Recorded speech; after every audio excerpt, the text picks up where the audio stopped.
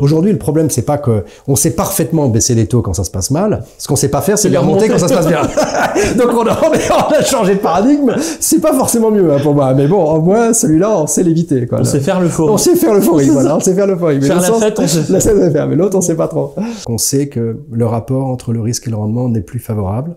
On ne dit pas que ça ne va pas monter. On dit le rapport n'est plus favorable. Donc ça va peut-être monter un petit moment, puis ça va rebaisser, ça va remonter, ça va baisser, puis ça va être dangereux. Ça vaut pas le coup. En fait, ce qu'on dit, c'est le jeu n'en vaut plus la chandelle. À ce moment-là, ne pas y aller. Et quand vous êtes assez rigoureux dans ce jeu n'en vaut plus la chandelle dans ces moments-là, vous vous rendez compte que peut-être ça n'a pas marché pendant 6 mois, 8 mois, mais quand vous faites ça pendant 1 an, 5 ans, 10 ans, 15 ans, vous vous rendez compte, c'est incroyable l'accumulation que vous pouvez faire par la simple gestion du risque qui n'est jamais une question de prévision. Ce n'est jamais ça. C'est une question de mesure de ce qui se passe à un moment donné. C'est comme la roulette russe, quoi. Je veux dire, il y a qu'une balle dans le barillet, on peut tirer 5 fois, il se passe rien. Voilà. Donc, c'est ça. La première fois, vous pouvez jouer, et quand il y a déjà 4 fois, il y a 3 coups, 4 coups, un petit peu dangereux.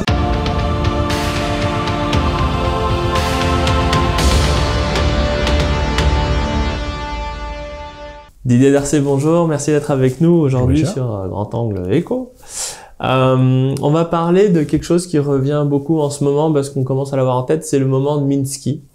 Et globalement, c'est un peu l'emmerdement maximum, quoi. C'est quand voilà, il y a une composition des emmerdements, si on peut le dire comme ça. Donc on va essayer de définir ça de façon plus quantitative et mathématique. Qu'est-ce que c'est le Minsky moment? Alors le Minsky moment, c'est bon, Minsky avait publié ça en 82, il se posait la question, c'est un économiste américain, s'était posé la question, est-ce que ça peut arriver à nouveau?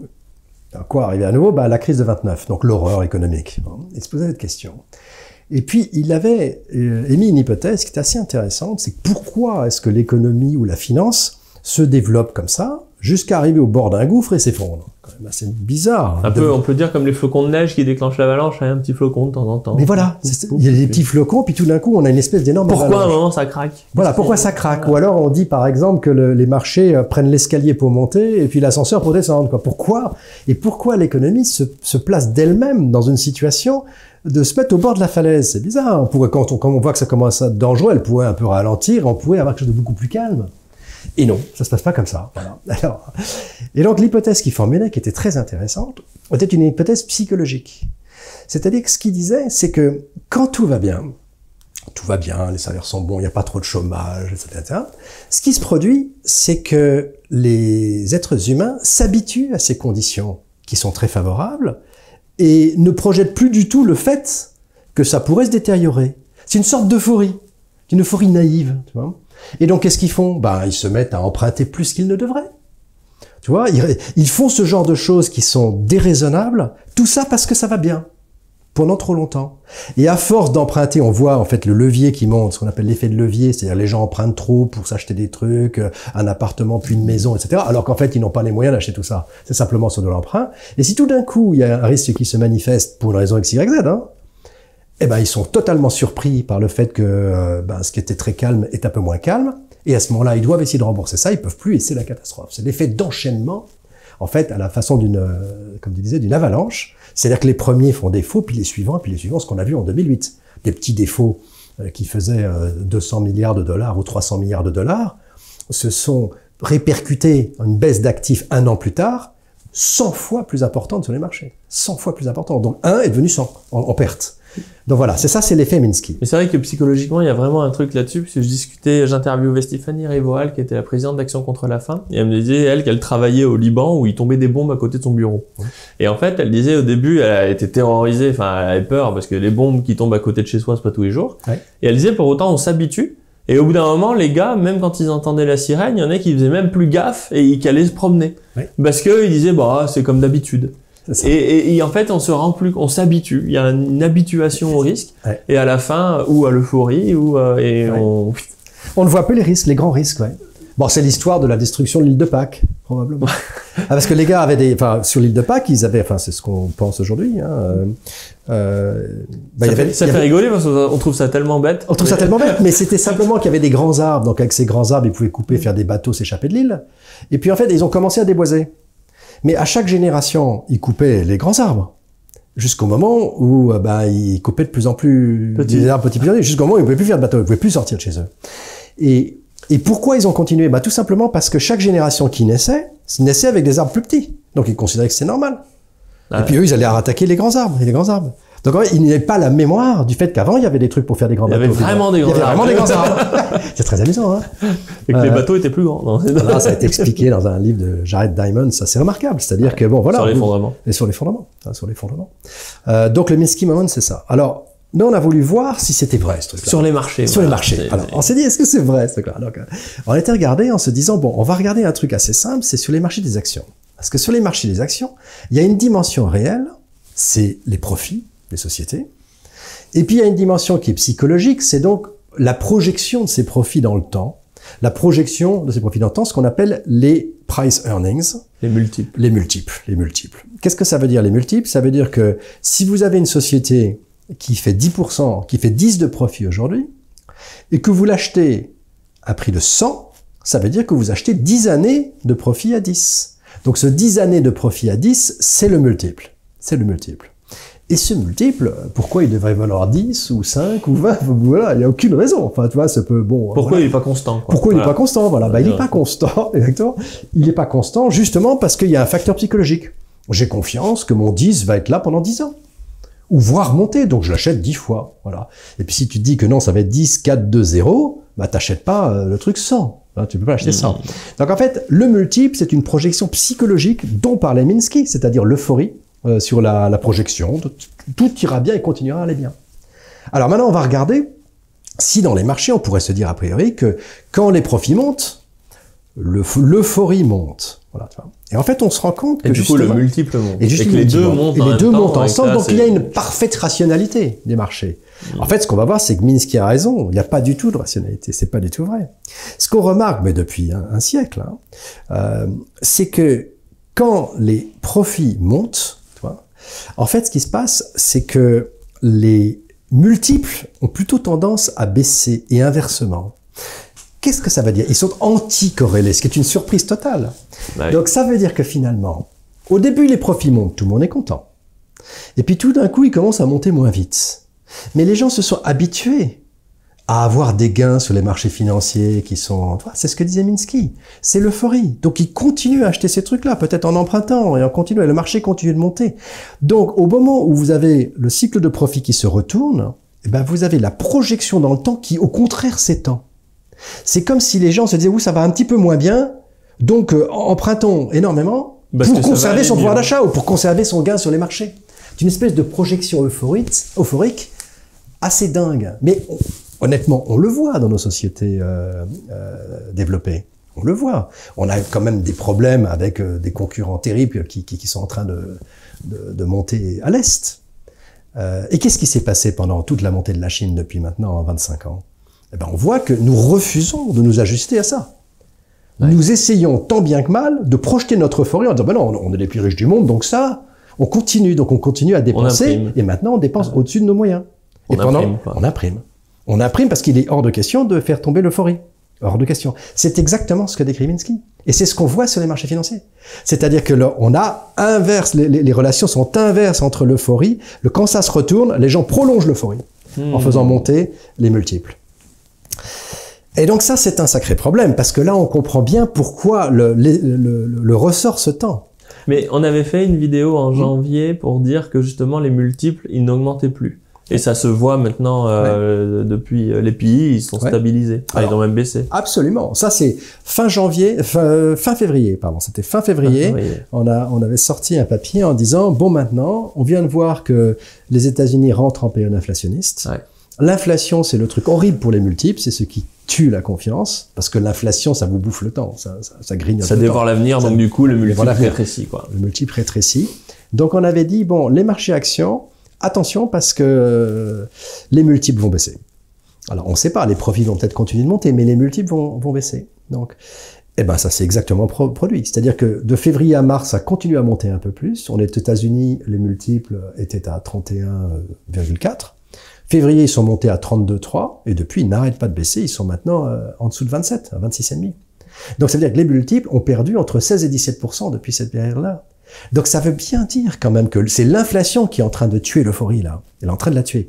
Bon, le problème c'est que quand vous avez des prix qui sont très chers, qui ont été montés, donc vous avez les profits qui ont monté, vous avez les multiples qui ont été étendus, les marchés deviennent extrêmement chers, à la fois parce qu'on peut pas avoir des profits gigantesques tout le temps, il y a des cycles, et puis en même temps parce que la projection psychologique est gigantesque, bon, vous avez des marchés qui sont, on appelle surachetés. Ouais. Ils sont trop chers. Et à ce moment-là, s'il y a tout d'un coup un renversement de l'opinion, vous avez un risque de chute brutale. Et c'est là où on va voir que ce risque, c'est pour ce produit comme un serpent qui se mord la queue. C'est-à-dire c'est un serpent qui se mord la queue. Pourquoi? Parce que quand le risque va commencer à s'enclencher, le fait qu'il s'enclenche va augmenter sa probabilité qu'il en enclenche plus. Donc c'est un effet d'effet cascade comme ça, comme une boule de neige. Ça on le vérifie. Parce qu'en fait, il y a un effet de levier à la hausse, donc il y a un effet retour de manivelle à la baisse. Et c'est là où justement tu indiques que il y a un graphique avec 3 courbes. Ouais. Et en gros, quand on est dans un marché haussier, on a par exemple 10% de chance de voir. Alors on va peut-être reprendre la courbe. Si je peux te dire, voir. C'était sur le marché américain, mais le risque. Par exemple, je vais l'afficher à l'écran, mais voilà. Ouais. Donc sur un marché qui est en hausse, on a 10% de chance d'avoir 15% de baisse. Voilà, alors on peut faire ça. L'idée c'était de se dire, bon, quelle est ma probabilité d'avoir, dans l'année qui vient, d'avoir un drawdown. Un drawdown, c'est, on est aujourd'hui à 100, quelle est la probabilité que ça descende à 80. Voilà, n'importe quoi. Puis ensuite ça rebondira, mais à quel moment je vais avoir perdu 20%, par exemple. Ça, c'est le drawdown de 20%. Ouais. Donc aujourd'hui, quelle est la probabilité d'avoir un drawdown de 10, 20, 30, 40, etc. Donc prenons par exemple... En fonction de la hausse des marchés précédents. Alors, et ensuite, on va regarder en fonction de l'état dans lequel on est aujourd'hui. Voilà. Donc soit on est au plus haut du marché, soit on est déjà dans un début de drawdown, soit on est déjà dans un fort drawdown. Donc on va voir qu'il y a des différences absolument gigantesques compte tenu de ce qui s'est déjà passé dans l'année écoulée, du risque de l'année à venir, ce qui est une façon de prouver que le risque engendre le risque. Se compose. Alors, dans l'exemple que tu donnais, prenons, je sais pas, 20% par exemple, on est sur un plus haut du marché américain. Voilà, le S&P est au plus haut. Quelle est la probabilité d'avoir un drawdown de 20% l'année prochaine, l'année qui suit? Eh ben, 5%. C'est de l'ordre de 5%. Voilà. C'est de l'ordre de 5%. Et puis maintenant, tu te dis, OK, deuxième hypothèse, le marché américain est actuellement dans un drawdown de 15. Il a peut-être très très bien monté, il est peut-être passé de 100 à 200, mais il vient de reperdre 15%. Quel est son risque de perdre 20% de plus dans l'année prochaine? Bah là, c'est plus 5% ce risque, c'est 20%. C'est 4 fois plus. C'est incroyable, hein? Et puis maintenant, tu dis, non, mais il n'a pas baissé de 15%, il a baissé de 30%. Donc on est dans une situation dans laquelle on est déjà dans un truc où on souffre beaucoup de 30%. Quel est le risque d'avoir 20% de plus? Bah, c'est ni 5 ni 20, c'est 50%. Ouais. Donc on voit qu'il y a un effet multiplicateur du risque. Ça, c'est un phénomène absolument fondamental à voir sur les marchés. C'est que le risque engendre le risque. Et c'est pour ça que j'avais appelé ce papier le serpent qui se mord la queue.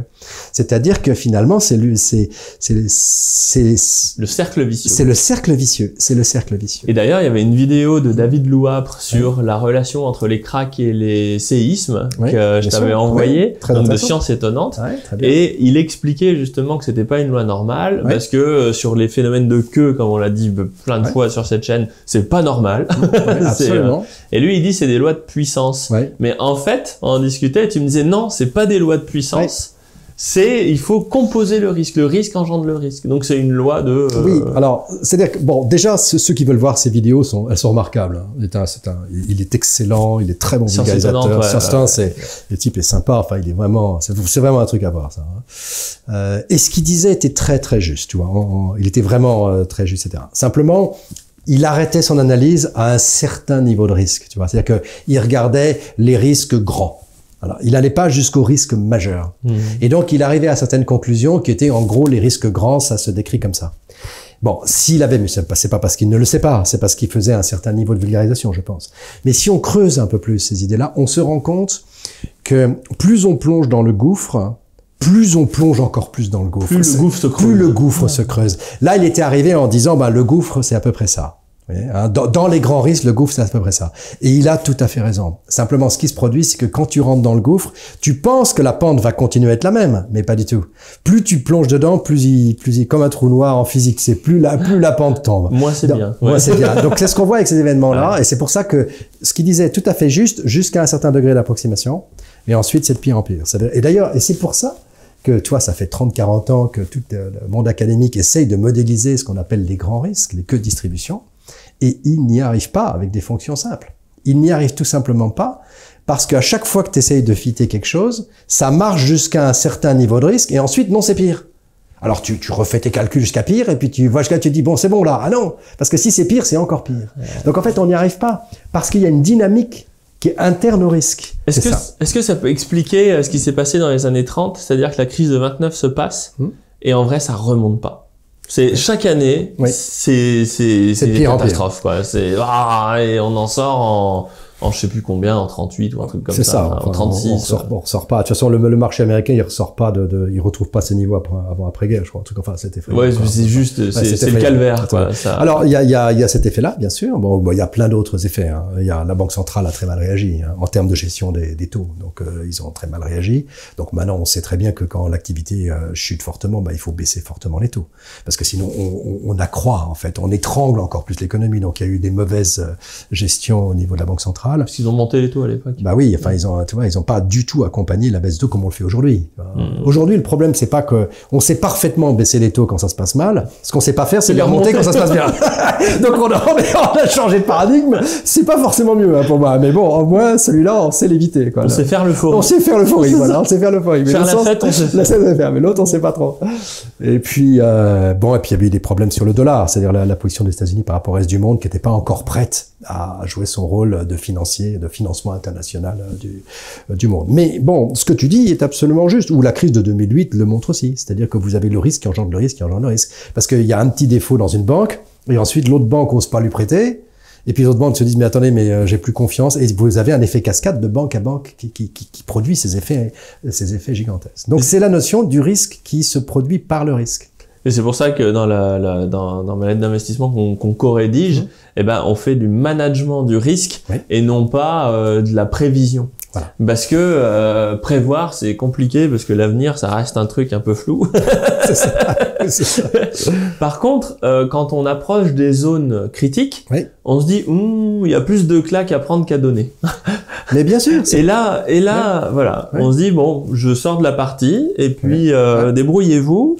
Et voilà. Et ça, on en parlera dans une autre vidéo de manager le risque ou voilà. Ou prévoir. Non, on fait pas de prévision. On dit simplement l'état du risque est comme ça. Donc on sait que le rapport entre le risque et le rendement n'est plus favorable. On ne dit pas que ça ne va pas monter. On dit le rapport n'est plus favorable.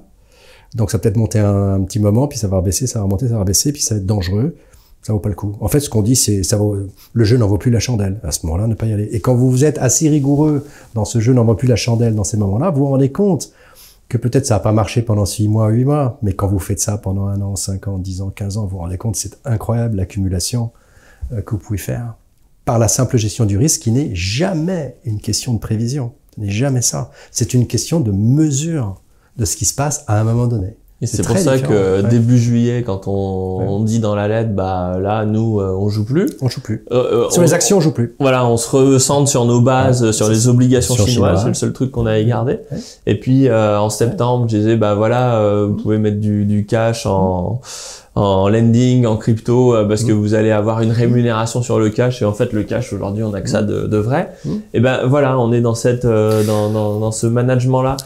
Et au final, ça a très bien marché. Alors là, on tourne fin septembre. À fin septembre, là où on tourne, les marchés sont plus bas qu'au 12 juillet où la lettre est parue.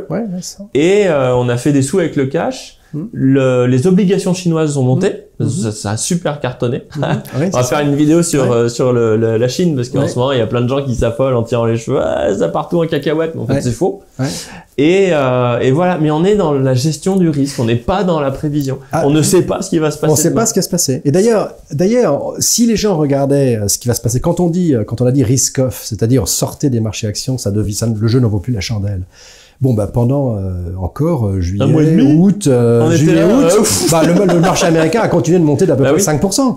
Donc les gens pouvaient se dire, attendez, c'est n'importe quoi, vous dites sortir. Oui, ok, mais en septembre, il a perdu 5%, puis là, il est encore en baisse de 1, et bon, de toute façon, il n'a fait que... Vous voyez, en fait, vous regardez la volatilité, etc., vous regardez finalement, il fait pas grand-chose.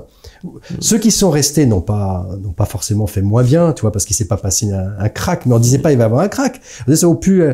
ceux qui sont restés dedans, ils ont pris le risque que ça se passe mal, et finalement, au bout du compte, ils n'ont rien gagné. Si vous souhaitez aller plus loin grâce à ma lettre d'investissement que je co-rédige avec Didier, nous vous disons ce mois-ci comment placer votre cash avec de hauts rendements en maîtrisant les risques grâce à la technologie de la blockchain. Et nous vous donnons l'état de nos modèles de risque pour le mois en cours. De plus, ce mois-ci, Didier rédige un dossier sur ses cadrans monétaires pour savoir comment investir son épargne dans les périodes où l'on n'est pas présent sur les marchés actions. Les marchés actions ne sont pas la seule source de rendement pour votre épargne. La diversification est une clé qui vous permettra, avec nos modèles de risque, d'obtenir une performance pour épargner, quelle que soit la configuration des marchés actions. Depuis le 12 juillet, seul l'or a été décevant en termes de performance dans notre portefeuille car il n'a pas bougé. Pour le reste, nous avons obtenu des rendements annualisés de 4%, 8%, 10% et même 13%, et tout cela sans être exposé aux risques sur les marchés actions. Pour vous abonner à la lettre, cliquez sur la fiche qui apparaît en haut à droite de l'écran ou via les liens en description. Au-delà de ces performances, vous apprendrez surtout à gérer convenablement votre épargne par vous-même pour devenir plus libre. Donc en fait, on ne fait que dire ça. C'est-à-dire, c'est comme la roulette russe, quoi. Je veux dire, il y a qu'une balle dans le barillet, on peut tirer 5 fois, il se passe rien. Voilà. Donc, c'est ça. La première fois, vous pouvez jouer, et quand il y a déjà 4 fois, il y a 3 coups, 4 coups, un petit peu dangereux. On n'y va plus. Voilà, vas-y, passe devant. C'est ça. Eh ben, merci beaucoup. Merci à toi. Merci. Si vous aimez mes vidéos, abonnez-vous et pensez bien à cliquer sur la cloche pour être notifié lorsque je publie de nouveaux épisodes.